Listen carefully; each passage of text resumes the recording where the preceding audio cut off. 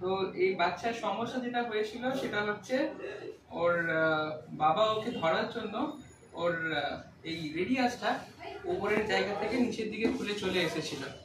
তো তার ফলে ও হাত আর তুলতে পারছিল না।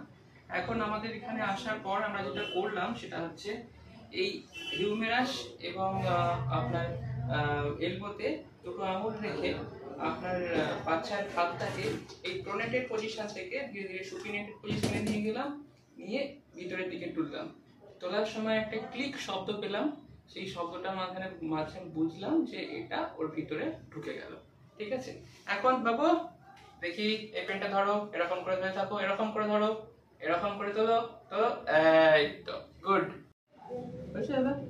তো এই বাচ্চার সমস্যা যেটা হয়েছিল সেটা হচ্ছে ওর বাবা ওকে ধরার জন্য ওর এই রেডিয়াসটা উপরের জায়গা থেকে নিচের দিকে খুলে চলে এসেছিল।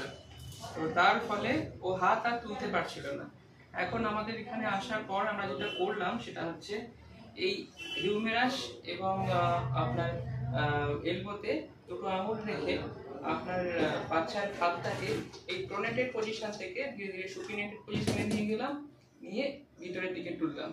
তোলার সময় একটা ক্লিক শব্দ পেলাম, সেই শব্দটা মাঝে বুঝলাম যে এটা ওর ভিতরে ঢুকে গেল।